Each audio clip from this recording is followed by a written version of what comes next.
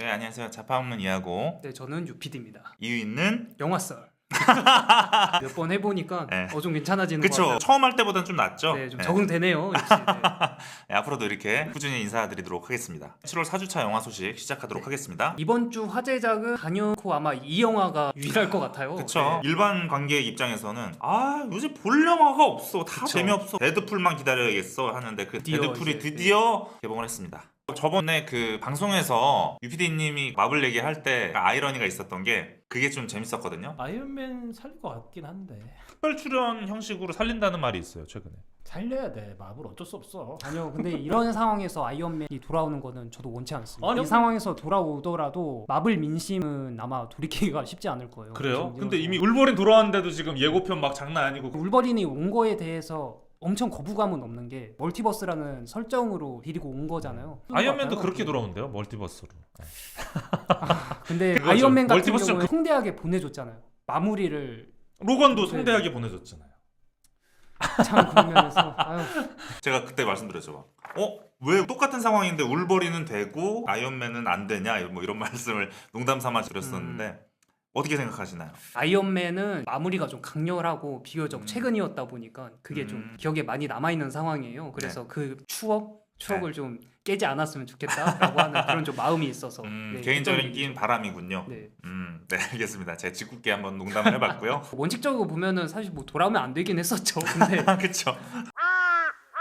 어떻게 살렸을지도 궁금해요. 과연 어떻게 살린 다음에 데드풀과 조우를 하게 할지가 참 궁금한 영화이긴 합니다. 중심 소재는 뻔하죠. 멀티버스. 그쵸. 네, 그거 하나면 다 해결되니까. 네, 근데 너무 치사한 것 같아요. 이거면은 뭐 옛날에 뭐 네. 제임스 딘도 살리고 뭐 마릴린 먼로도 살릴 수 있고 너무 좀 치사한 방법이 아닌가라는 생각이 드는데 한두 번의 이벤트성으로는 괜찮다고 보거든요. 뭐 노웨이홈 같은 네, 영화처럼. 맞아요.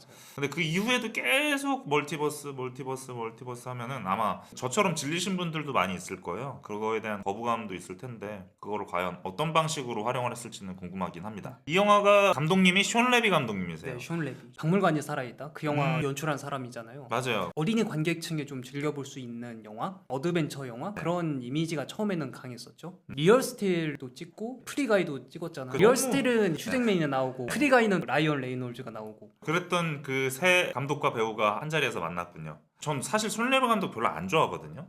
왜냐면 그 전작들 보면 개인적으로는 참 별로였거든요. 왜 이렇게 좀 영화가 너무 착하고 상투적이고 진부한 느낌이 좀 강했어요. 뭐 색깔이 엄청나게 강하다는 느낌도 못 받았고 개인적으로 그렇게 안 좋아했던 숀 레비 감독이 프리가이에서는 처음으로 인정. 제 기준에서 제 개인적으로 인정을 하게 된 오. 영화거든요. 왜냐면 한 번 안 좋은 감독들은 뭘 찍어도 저는 똑같거든요. 근데 프리가이 보고 놀랐어요. 이 감독 영화인데 너무 좋다. 이건 제 선입견을 뒤집은 거거든요. 뒤집기가 쉽지가 않잖아요. 그렇죠. 영화 되게 잘 만들었다. 연출도 훌륭하고 로맨틱 코미디라는 그런 장르와 가상세계를 적절하게 접목시켜서 거기서 사용되는 음악들이 정말 위트 있게 잘 사용이 됐거든요. 그래서 음악 듣는 재미가 쏠쏠하고요. 그리고 어떻게 보면은 트루먼 쇼의 게임 버전처럼 느껴지기도 했거든요. 그 영화가. 그래서 데드풀과 울버린을 재밌게 보셨다면은 프리가이 보시는 것도 추천드립니다. 메타버스라고 요즘 많이 대두되고 있는 시스템이라고도 할 수 있죠. 트렌드 그거를 접목을 시켜가지고 네. 저도 재밌게 봤던 영화예요. 좀 패러디도 많고 근데 네. 데드풀도 비꼬는 거, 풍자, 뭐 패러디 그런 것들이니까 네. 잘 접목이 되지 않을까. 제 지인 기자님이 말씀해 주신 것 중에 하나가 데드풀과 울버린에서 사용되는 음악들이 90년대랑 2000년대 초반에 나왔던 음악들이 자주 사용이 된대요. 네. 그때 당시 유행했던 히트쳤던 음악들이 사용된다고 하는데 노래 리스트를 딱 보니까 아니 이걸 쓴다고 하는 노래들도 많이 있더라고요. 그래서 진짜 음악 사용을 어떻게 할지가 너무 궁금한 영화입니다. 한번 따로 떼가지고 뭐 네. 방송해도 괜찮을 것 같아요. 맞아요. 뭐 그런 음악들이라던가 패러디라던가 아니면 네, 거기에서 이제 오마주한 영화들이라던가 그런 것들을 코멘트하기 좋은 영화라서 따로 빼서 다뤄도 좋을 것 같습니다. 캐릭터도 굉장히 많이 나온다고 하니까 네. 그것도 한번 얘기해봐도 좋을 것 같습니다. 그렇죠. 매력적인 마블 캐릭터들이 워낙 네, 많으니까요. 다음으로 넘어갈게요. 네. 슈퍼배드 4. 네. 그쵸. 저번 주에 얘기를 많이 드렸던 것 같은데요. 이 영화가 개인적으로도 슈퍼배드 시리즈 좋아하고 미니언즈 시리즈를 좋아한단 말이에요, 저도. 그래서 항상 챙겨보고 관심 갖고 이랬단 말이에요. 근데 이상하게 이번 편은 그렇게 땡기지가 않더라고요. 왜 그럴까? 저 자신도 궁금하긴 한데 왜 그런지 모르겠는데 어느 정도 이제 속편이 지나면서 약발이 좀 떨어졌다는 느낌이 강하거든요. 계속 후속편 이어질수록 오히려 볼 이유가 없어지는 영화들이 많잖아요. 이 영화도 그런 기로에 좀 서 있는 게 아닌가라는 생각이 드네요. 다음은 진주의 진주라는 영화인데 데드풀과 울버린 같은 그쵸. 대작이 있으면은 사람들이 몰리기 마련이잖아요. 반면에 그런 분들도 많이 있거든요. 나는 그런 대작에 별로 관심 없는데 그런 대작이 한번 나오면 스크린 다 잡아서 오히려 볼 영화가 없다고 하시는 분들도 분명히 있거든요. 그래서 그런 분들한테 딱 소개시켜주고 싶은 영화들을 소개해드리도록 하겠습니다. 첫 번째 독립영화 개봉작은요. 진주의 진주라는 영화거든요. 굉장히 기대된다고 하셨죠. 네, 저는 굉장히 기대를 하고 있어요. 왜냐하면요, 이 영화의 감독이 김록경 감독님인데 이 감독님의 전작이 바로 잔칫날이라는 독립 영화였어요. 그 영화 되게 괜찮게 봤거든요. 잔칫날이라는 영화가 어떤 영화냐면 자기 어머님인가 아버님이 돌아가셨어요. 네. 그래서 하루 동안에 돈을 내야 되는데 돈이 없는 거예요. 안 되겠다. 내가 그 행사를 떼가지고 돈을 구해와야 되겠다 해가지고 장례식 당일날 여동생한테 그 자리를 맡기고 자기는 빨리 돈 벌고 오려고 하는 거예요. 근데 일이 계속 꼬이는 거죠. 계속 못 올라오는 상황이 됐는데 주변에서는 너희 오빠 어디 갔냐, 상주가 여기 상주, 없으면 어떻게 상주가 됐냐. 없으니까. 그래서 동생도 난감해가지고 막 오빠한테 언제 오냐고 난리치고 오빠는 또 이런 일이 꼬여가지고 계속 못 올라오는 상황이 되고 시간은 계속 가고 있고 그런 좌충우돌 이야기가 펼쳐지는 건데 거기서 코믹한 상황도 있으면서도 좀 짠하게 만드는 부분도 많이 있거든요. 그 잔칫날이라는 영화는 네. 언제 개봉한 영화죠? 4년 전이군요. 2020년 12월에 개봉을 했네요. 얼마 안 됐네요. 그쵸. 그렇게. 그 영화의 감독님이 오랜만에 4년 만에 신작을 내셨는데 진주의 진주라는 영화입니다. 이 영화의 스토리를 간단하게 말씀을 드릴게요. 이 영화는 일단 장르는 드라마 장르고요. 네. 주인공 이름이 진주예요. 저 포스터 보시면 단발머리 예쁘신 여성분이 나오는데 네. 그분이 영화 감독인데 이름은 진주예요. 배역이 감독인 거죠. 배역이 감독 역할인데 그 감독님 이름이 진주예요. 그 진주라는 분이 카페에서 영화 촬영을 하려고 하는데 네. 그 카페가 사라진 거예요. 어떡하지? 이 카페에서 장면 찍어야 되는데 사라져버려서 어떡하지 하는데 다행히 선배님이 경남 진주에 한 카페가 괜찮은 데가 있다 해서 아 그래요? 잘 됐다 하면서 진주로 내려가서 거기 카페에서 촬영을 하려고 하는데 마침 그 카페가 또 철거가 되려고 하는 상황인 거예요. 그래서 철거를 해야 되는 사람, 철거를 막는 사람, 그리고 철거가 되기 전에 영화를 찍어야 되는 사람, 이렇게 다양한 사람들의 서로의 목적이 있는 거죠. 그런 상황에서 펼쳐지는 이야기인데요. 뭐 영화 제목에 진주의 진주라는 말이 주인공 이름이 진주고 그 진주라는 사람이 진주라는 지역에 내려가서 벌어지는 이야기라서 제목을 그렇게 지은 것 같은데요. 살짝 노골적인 것 같긴 해요, 제목이. 그래서 너무 노린 느낌이 좀 있긴 하는데 약간 네. 운율이 있는데 네. 운율이 있네요. 이 영화에 대한 전체적인 느낌은 약간 메타 영화? 영화에 대한 영화로 느껴지는 그쵸. 부분이 있거든요. 왜냐하면은 극 중에서는 카페가 철거된다고 설정으로 나와요. 근데 이거를 약간 비유적으로 표현을 하자면 아마 영화관이 철거된다는 느낌? 그거를 아날로그 감성이 사라져간다는 그런 느낌을 아마 표현했을 것 같은데 그런 부분들이 좀 기대가 됩니다. 얘기 들어보니까 저도 한번 보고 싶네요. 네. 다음은 엄마의 왕국이라는 영화인데 또 네. 한국 독립 영화예요. 네, 맞습니다. 이 영화는 엄마의 왕국이고요. 장르는 미스터리 드라마예요. 약간 범죄 느낌도 조금 있거든요. 스릴러 느낌도 나네요. 네, 간단하게 내용을 말씀드리자면요. 자기계발서 작가거든요. 저 밑에 있는 얼굴만 나와 있는 위를 바라보고 있는 남성분이 아들로 나오는데 그 위에 있는 여성분이 어머니 같은데 어머니는 미용실을 운영하시는 분이세요. 근데 이 두 모자 앞에 한 남성이 나타나요. 실종된 자기의 형을 찾으려는 목사님이 나타나는데 그분이 나타난 이후로 갑자기 저 미용실 어머님이 치매가 오신 거예요. 그래서 기억이 점점 사라지려고 하는 어머니와 좀 기억을 찾으려고 하는 아들, 그리고 자기 실종된 형의 이유를 찾으려고 하는 목사, 이 세 사람에 관한 미스터리 드라마거든요. 처음 봤을 때는 이게 약간 모호하고 구체적으로 무슨 내용인지 잘 감이 안 잡히기 때문에 안 땡길 수 있는데 이 영화를 영화제에서 보신 분 평을 보자면 봉준호 감독의 마더라는 영화 있잖아요. 그 영화의 저예산 버전 같다라는 평을 하셨거든요. 또 엄마의 비밀을 파헤치는 진짜 비밀이 있기는 있는 건지 그쵸. 네, 그거를 파헤쳐가는 이야기일 것 같아요. 네, 맞습니다. 과연 어떤 이야기가 펼쳐질지 궁금한 독립영화입니다. 다음은 해외 영화인데 파편들의 집이라는 영화예요. 네, 맞습니다. 이 영화는 썬댄스 영화제에서도 출품이 됐었고요. 작년에 전주영화제에서도 상영했던 영화입니다. 그 보니까 다큐멘터리인 것 같더라고요. 네, 맞아요. 장르는 다큐멘터리 장르고요. 이게 우크라이나의 한 보육원에 다양한 이유로 이제 아이들이 모여요. 가족과 떨어져 지내는 아이들이거든요. 그 아이들이 이제 어떻게 살아가고 있고 그 모습들을 보여주면서 사회적인 문제에 대해서 생각하게 되는 그런 영화라고 보이거든요. 안 봐서 정확히는 모르겠지만 보육원 문제라던가 그런 문제를 다룬 거 보면은 아마도 사회적인 메시지가 좀 있을 것 같은 그런 영화라고 생각이 됩니다. 다음에 이제 박스 오피스 네. 1위는 데드풀과 울버린 52만 정도 들었고 네. 2위가 슈퍼배드, 3위가 탈주, 4위가 인사이드 아웃 2. 탈주가 저는 돋보인다고 생각을 하거든요. 200만이 넘었네요. 네, 200만이 네. 넘었고 정말 축하할 일이고 제 개인적으로도 만족도가 가장 컸던 영화거든요. 여름 시즌에 나온 한국 영화들 중에서는 네. 네, 좀 그렇다는 얘기시죠. 그렇죠. 네. 예. 그러니까 제 입장에서는 더 기쁜 거죠. 왜냐면은 일반 관객 기준에서는 핸섬 가이즈가 제일 만족도가 컸단 말이에요. 근데 제 기준에서는 탈주가 만족도가 제일 컸는데 실제로 총 흥행을 따졌을 때는 탈주가 가장 흥행에 성공했기 때문에 그 부분을 좀 뿌듯해하고 기쁘게 생각을 하고 있습니다.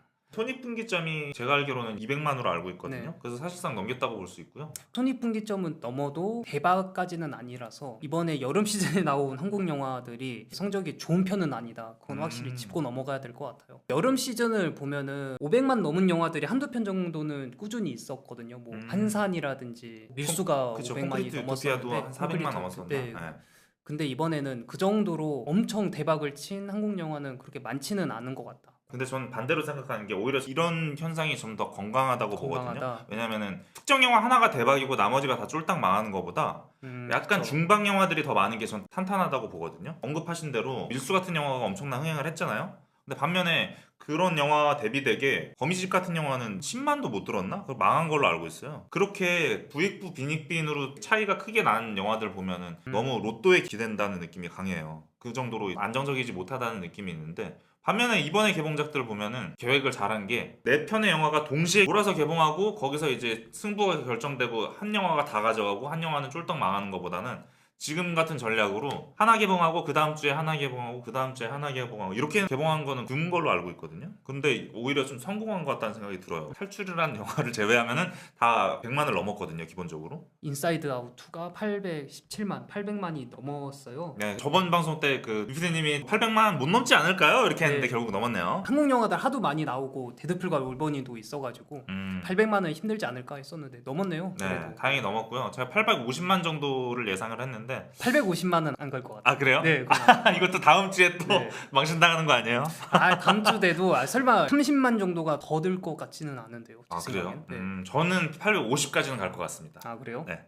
이것도 다음 주에 어떻게 나올지 이왕 모르겠는데. 그렇게 된 거 900만까지 한번 가시지. 아 근데 900까지는 힘들 것 같아요. 850 정도 안정적으로 가도록 하겠습니다. 픽사 영화 중에서는 아직 1000만 영화가 없었거든요. 맞아요. 디즈니 영화는 겨울왕국 같은 경우엔 1000만이 가긴 했었는데 1000만이라는 게 기본적으로 한국 영화가 더 유리하기도 하고요. 왜냐면은 외국 영화를 안 보고 한국 영화만 보시는 분들이 많이 있거든요. 네, 꽤 많이 계세요. 네. 자막이 장벽이 되는 경우가 있더라고요, 생각보다. 그렇기 때문에 더 유리한데 그거 치고는 인사이드 아웃은 800만 넘었다는 거는 대단한 거죠. 애니메이션 장르를 지망하시는 분들이 많이 생겨서 네. 한국 애니메이션도 많이 발전돼서 좋아졌으면 하는 바람이 있습니다. 코난이 50만. 포스터에 나와 있는 저 궤도루팡이라고 해야 되나? 저분이 되게 인기 많더라고요. 네, 맞아요. 저분이 나오면 기본적으로 흥행은 보장되지 않나. 핸섬 가이즈 166만 정도. 핸섬 가이즈가 재밌는 것 중에 하나가 입소문 때문에 점점 늘어나서 지금 하이제킹을 거의 다 따라잡았어요. 그래서 과연 핸섬 가이즈가 하이제킹을 이길지 질지가 그 마지막 최종 스코어가 어떻게 될지도 궁금합니다. 좀 넘을 것 같은데요. 네. 좀- 넘었으면 좋겠어요. 네. 왜냐면 하이제킹을 재미없게 봤기 때문에 제가. 그다음에가 이제 탈출이라는 영화인데 1일 관객 수가 6천 명이에요. 제가 탈출의 한 줄평에 대한 네. 얘기를 말씀드릴게요. 제가 쓴 거예요. 뭐라고 쓰셨길래 웃긴지 이렇게 좀 몇몇 분들이 반응이 있으셔서 2010년대 옛날 유머보다 견디기 힘든 건 한국판 혹성 탈출을 꿈꾸며 기획한 덱스터 스튜디오의 조악한 CG가 아이러니하게도 가장 몰입을 방해한다 이렇게 적었거든요. 그리고 저번 방송에서 말씀드렸던 정말 끔찍하게도 이 영화의 엔딩은 속편을 암시하는데 그게 바로 최대 반전이자 장르가 공포 영화인 이유를 보여준다 뭐 이렇게 적었는데요. 속편함 씨가 네, 이게 끔찍한 거는 속편을 암시한다는 거예요. 안 그래도 지금 견디기 힘든데 이걸 또 보라고? 라는 그 속편 암시가 좀 짜증나는 영화였는데 이런 영화는 진짜 나와선 안 될 영화고요. 그렇게까지. 네, 그렇게까지 말을 해야 돼요. 왜냐면은 그렇게 말 안 하면은 또 나올 거니까요. 이거는 관객을 무시하는 거라고 보거든요. 저는 반성해야 된다고 보고 앞으로 다시는 이런 영화가 안 나왔으면 좋겠습니다. 그리고 이 영화가 칸 영화 진출을 했을 네, 때 진출했죠. 칸 영화 진출한 이유가 그거라고 말하는 사람도 있거든요. 근데 그 부분에서 어느 정도 저도 동의를 하는데 기생충을 제작한 사람이 CJ 이미경 회장님이세요. 그리고 기생충 촬영 감독이 홍경표 촬영 감독이에요. 네. 이 탈출이라는 영화에 둘 다 참여를 하셨거든요. 촬영 감독으로 홍경표 촬영 감독이 촬영을 하셨고 제작에도 CJ 이미경 부회장님이 제작에 뛰어드셨으니까 아무래도 칸 영화제에서 기생충의 그 대표님이랑 촬영 감독이 참여한 그래가지고. 작품이구나 해서 그냥 그것만 보고 칸에서 초청을 한 것 같아요. 근데 이제 막상 까보니까 아이고 이거 어떡하지?가 되는 거죠. 물론 이제 그 전에 명성 덕분에 다음 영화에서 초대되는 거는 당연한 부분이긴 한데 그런 거에 너무 취하지 말고 영화 잘 만들어 주셨으면 좋겠습니다. 탈출이라는 영화로 마지막을 얘기를 했고요. 그다음에 독립영화 소식을 좀 볼게요. 퍼펙트 데이즈가 5만을 넘었어요. 네, 맞습니다. 정말 축하할 일이고요. 네. 제 주변에서 퍼펙트 데이즈 얘기를 정말 많이 하세요. 존 오브 인터레스트 때 막 존 오브 인터레스트 열풍이라서 주변에서 다 존 오브 인터레스트 얘기를 저한테 했거든요. 그래서 와 진짜 반응이 있구나 했는데 좀 바뀌었죠 지금은. 네, 다 계속 퍼펙트 데이즈 얘기를 하는 거예요. 반응이 정말 좋구나라고 생각을 했는데 드디어 5만 돌파까지 하면서 이대로 쭉쭉 가서 6만 돌파까지 했으면 좋겠고요. 그리고 저번 방송 때 말씀드렸던 야쿠쇼 코지 배우가 실제로 내한을 하셨고요. 저는 실물을 너무 보고 싶어서 무대 인사 예매해가지고 가서 보셨어요? 네, 가서 봤습니다. 오. 가서 앞에서 두 번째 줄인가 운 좋게 예매를 해가지고 실물을 봤거든요. 이 영상에 나온 화면처럼 모습 그대로세요. 실제 모습도. 네. 영화에서는 친근하게 나오셨거든요. 근데 실제로 뵈니까 굉장히 마르셨어요. 그래서 얼굴이 되게 길어 보이셨고 영화 속의 퍼펙트 데이즈의 모습 그대로인 모습으로 사람 좋은 미소를 보이면서 이렇게 환영해 주실 줄 알았거든요. 근데 생각보다 낯을 좀 가리시는 아 그래요? 느낌이 있었어요. 그래서 약간 영화에 대한 환상이 좀 깨지는 부분이 있긴 했는데 그래도 무대 인사에서 하시는 말씀들은 되게 위트가 있긴 했거든요. 오늘 삼겹살을 먹으러 왔는데 지금 이 무대 인사보다 삼겹살 먹을 게 너무 기대된다. 군침이 돈다. 막 이런 식으로 재밌게 말씀하시는 부분이 있긴 했는데 이거 말고도 이슈가 된 게 하나 있거든요. 뭐냐면은 뭐죠? 제가 무대 인사 끝나고 그 이후에 벌어진 일인데 몇몇 분들이 경호원까지 뚫고 침입해가지고 야쿠쇼 코치 친필 사인을 받으려고 요청을 하는데 경호원이 막으니까 몸싸움이 벌어졌다는 그래서 너무 무서워서 야쿠쇼 코치가 이렇게 대피를 하고 피하고 그런 일이 한 번 있었다는 게 기사로 나온 거 보고 이게 좀 심각하구나. 좋은 현상은 아닌데. 네, 사실상 한국 망신이거든요, 이거는. 그렇죠. 우리나라의 좋은 이미지를 야쿠쇼 코치 배우한테 보여줘야 되는데 이런 일을 겪게 만들어서 좀 창피하더라고요. 그분들 때문에 한국의 이미지가 이렇게 심어질까봐. 모셔오기도 힘드신 분인데. 네, 그렇죠. 그리고 이 무대 인사 때 옆에 계셨던 분 중에 이 퍼펙트 데이즈의 각본을 쓰신 분도 오셨고 이 영화가 그 도쿄 토일레 프로젝트잖아요. 네. 그래서 이 영화를 기획하신 분도 함께 오셨는데 오히려 저 그 두 분이 더 인상적이었거든요. 왜냐하면은 각본가 분이랑 그 기획하시는 분이 무대 인사 때 하신 말씀이 한국에 대한 칭찬이었어요. 봉준호 감독이라던가 뭐 이창동, 홍상수 감독님을 토대로 영향받은 게 많아서 그런 훌륭한 영화를 만들려고 노력을 했다. 그리고 영화들처럼 그런 얘기도 하셨고 한국에 좋은 영향을 많이 받았다는 말씀을 많이 하셨고 심지어 그 야쿠쇼 코지 배우는 감사합니다라는 말을 한국말로 하고 그 다음에 이제 일본어로 소화를 하셨는데 기획하신 분은 인사 자체를 다 한국말로 했어요.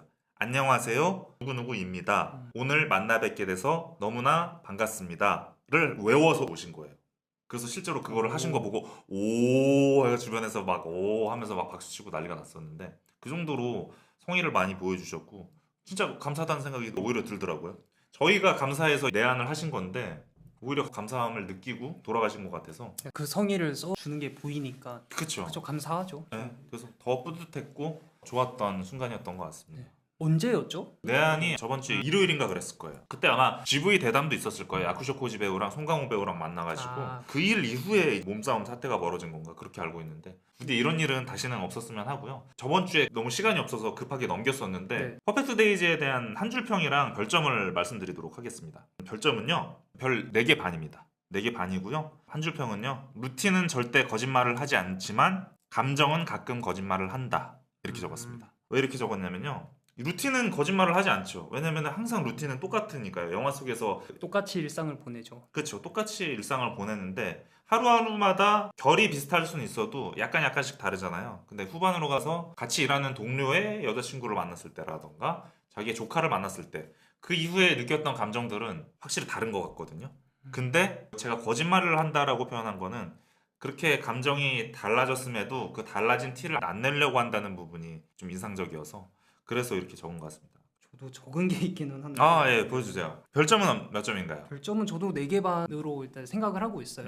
비슷하군요. 이 영화 같은 경우는 영화적으로 가공을 했는데도 불구하고 현실에 들어가서 저 인물의 일상을 그대로 같이 보고 있는 느낌이거든요. 제가 청소부가 된 것 같은 느낌?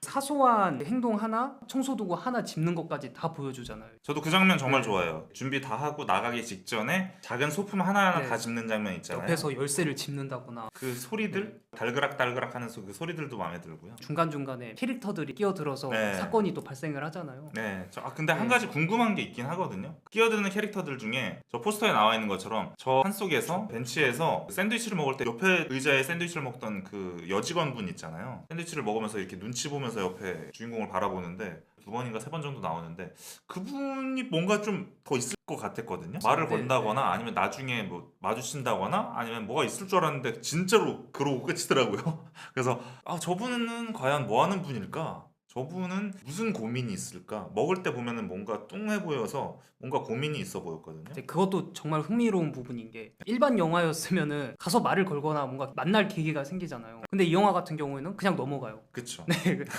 그게 진짜 현실 같게 느껴지는 부분인 거예요. 만약에 우리가 극중에 야쿠쇼 코지 같은 사람이면은 맨날 똑같은 자리에서 밥을 먹어요. 근데 똑같은 사람이 계속 있어요. 근데 굳이 말을 걸진 않거든요. 영화가 진짜 현실적이다. 그게 느껴졌죠. 진짜 일본 화장실이 그런지 모르겠는데 투명 화장실이 잠그면 컬러가 되면서 이제 네. 안이 안 보이는 원래는 안이 보였다가 그런 부분도 너무 재밌는데 실제로 한번 들어가서 보고 싶더라고요. 어떤 느낌일지. 이게 잠궜을 때 이게 딱 안 보일 때 진짜 안 보일까?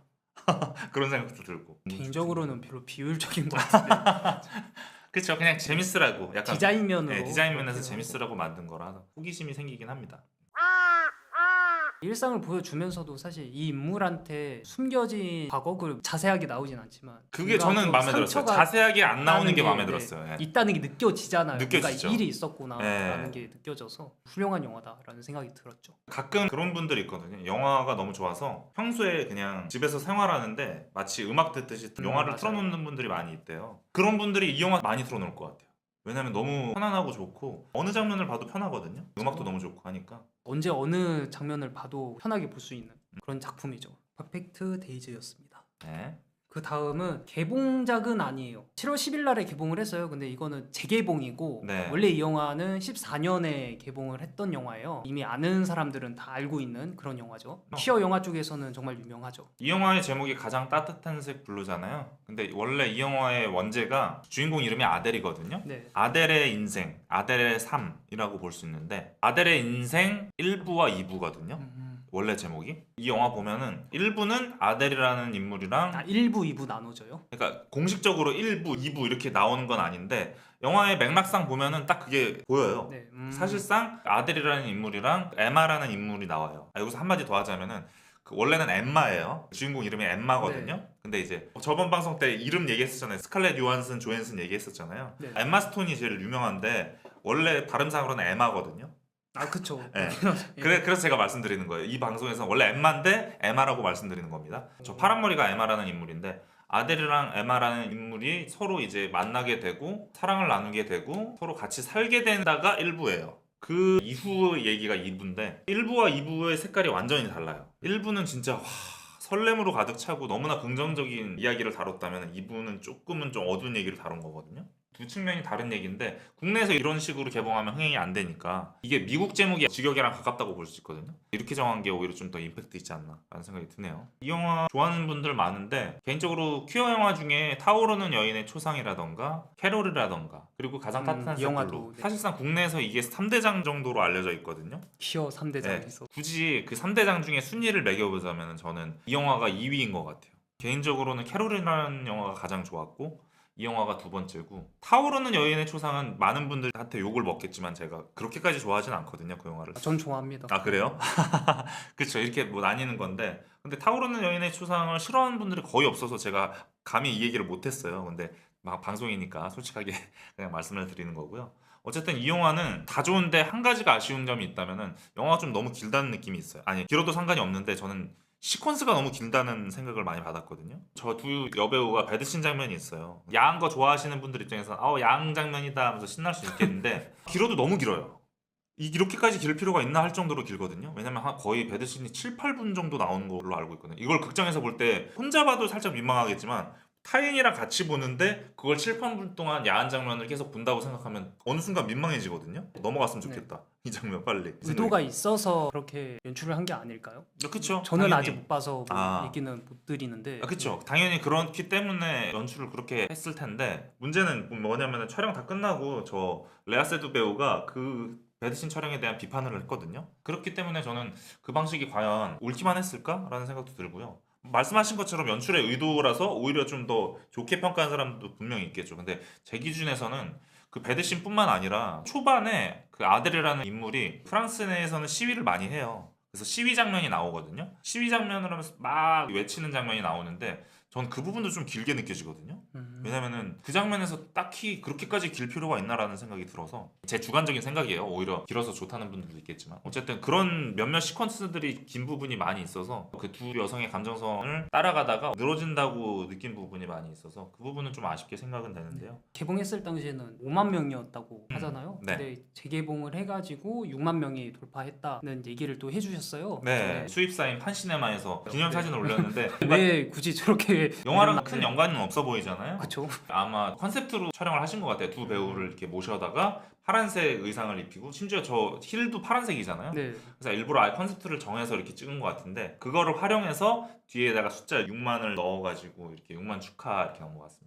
근데 축하라고 하기엔 포즈가 조금 네. 좀 의아하긴 하죠. 6만 관객 넘은 거 너무나 축하할 일이죠. 그쵸. 그만큼 이 영화를 사랑하시는 분들이 6만 명이라는 얘기니까요. 재개봉을 했는데도 1만 명이 더 본 거잖아요. 그쵸? 네. 팬덤이 있긴 있구나 이 영화가. 네, 확실히 있고요. 특히나 퀴어 영화는 좀 많이 있는 것 같아요. 러블라이즈 블리딩이라는 영화 저번에 소개했었는데 그 영화도 퀴어 영화인데 좋아하시는 분들 네, 많죠. 좋아하시는 분 굉장히 많아요. 홀미 바이 유어 네임 그 그 영화도 영화도 팬덤이 그렇죠. 많잖아요. 그래서 기본적으로 퀴어 영화 하면은 유독 팬덤이 좀 많은 것 같다는 생각을 합니다. 사실 저는 레아 세두 배우 초반에 나왔을 때 별로 안 좋아했거든요. 초창기 때요. 네, 초창기 때. 특히나 미드나잇 인 파리에서 레아 세두가 마지막에 나와요. 마지막 임팩트를 딱 찍어주는 역할로 나오거든요. 근데 이미지나 연기가 좀 별로라는 생각이 들어서 그 이후에 출연작도 보면은 매력 없다. 연기 잘한다는 아, 느낌도 그래요? 모르겠다. 이렇게 생각을 했었는데 이 영화를 보고 그 이후부터 달라졌어요.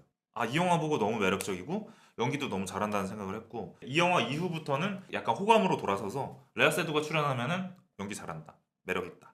이렇게 보고 있는 것 같아요. 이 영화가 확실히 레아 세두한테 분기점이 된 것 같은 작품이긴 한 것 같아요. 맞아요. 그런 의미에서도 굉장히 중요한 영화인 것 같습니다.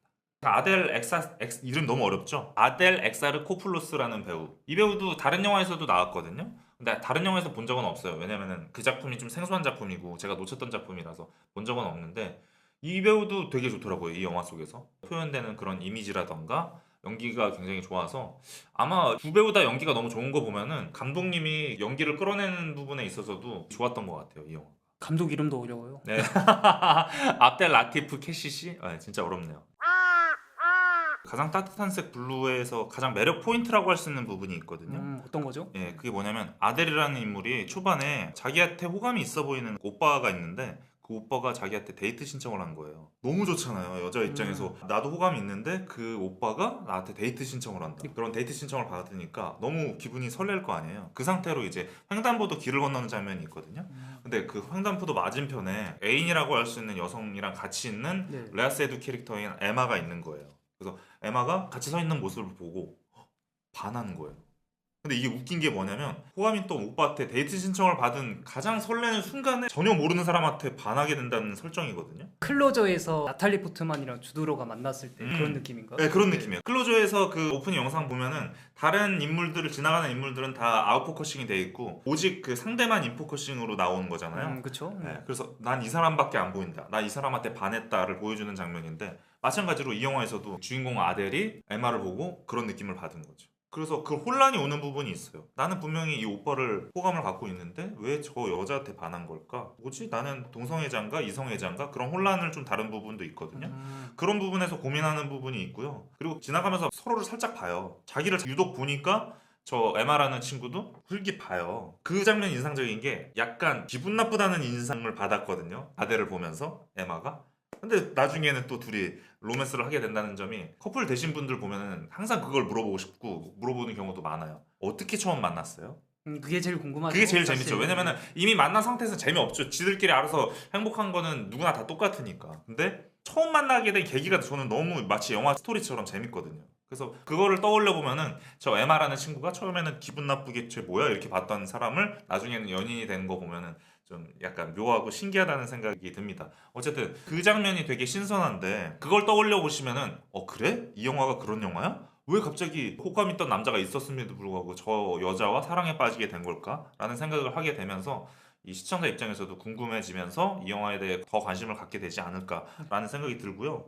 마지막으로 아까 제가 1부랑 2부랑 나눠져 있다고 네, 말씀드렸잖아요. 그랬었죠. 영화가 말하는 바를 보면은 그림을 그리는 예술을 하는 인물로 나와요. 에마라는 인물이. 그러니까 더 멋있어 보이는 거죠. 더 반하게 되고. 근데 2부를 보면은 서로 이제 위기가 오는 상황이 와요. 그런 거 보면은 저는 한편으로는 이 영화가 로맨스 영화이기도 하지만은 어떻게 보면은 은유적으로 그걸 표현한 것 같거든요. 예술을 사랑하는 사람, 예술을 바라보는 시각에 대한 영화처럼 보이기도 네. 하거든요. 왜냐면은 예술 너무 멋있어, 너무 좋아, 나 예술을 너무 사랑해. 근데 알고 보면 예술에 멋있어 보이는 겉모습만 사랑한 건 아닐까? 이런 생각을 하게 만드는 영화거든요. 왜냐면은 저 에마라는 친구가 예술을 하면은 저 예술에 관심을 갖고 저 사람은 어떤 예술을 하고 저 사람의 예술 세계는 어떤 건지를 궁금해하는 게 아니라 예술하니까 너무 멋있어.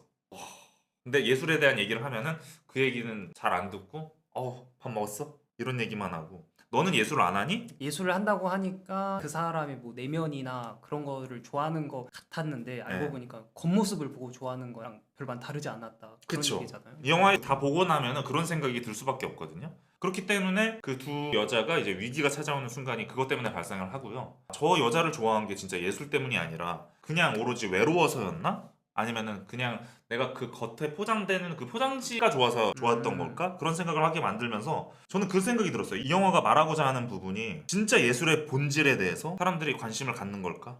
인스타용 화세형으로만 관심을 갖는 건 아닐까? 그런 사람들이 너무 많지 않을까? 멋있어 보여서 좋아하는 건지 진짜 예술 그 자체가 좋아서 좋아하는 건지. 그렇죠. 네. 그런 분들에 대한 일침을 가하는 그런 느낌이 좀 강해요. 그렇기 때문에 저는 한편으로는 예술뿐만 아니라 남자가 남자끼리 만나든 여자가 여자끼리 만나든 남자가 여자랑 만나든 모든 연애에 있어서 그 사람의 겉모습만 좋아하는 거 아닐까?를 다시 한번 이 영화를 보면서 생각해 보면서 내 사랑하는 연인한테 한번 물어보면 좋지 않을까라는 생각을 하거든요. 내가 너를 좋아하는 이유가 그냥 말하는 경우도 많잖아요. 나 그냥 네가 좋아.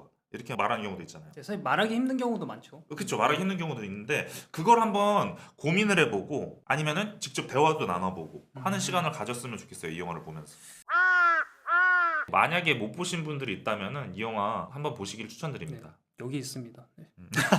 꼭 보세요. 하여튼 뭐 보고는 싶었는데 네. 그럴 때 있잖아요. 자꾸 네. 미루고 그런 그렇게 영화들 할 때, 있죠. 저도 네. 있는데 특히나 더 보기 어려우신 거는 아마 이 영화가 3시간짜리라서 그쵸. 그래가지고 네, 좀, 그런 좀 보기 부담이 힘든 있으실 것도 거예요. 있죠. 가장 따뜻한 색 블루 재개봉작이었습니다. 네. 다음 시간에 다른 내용으로 찾아뵙도록 하겠습니다. 네, 감사합니다. 감사합니다.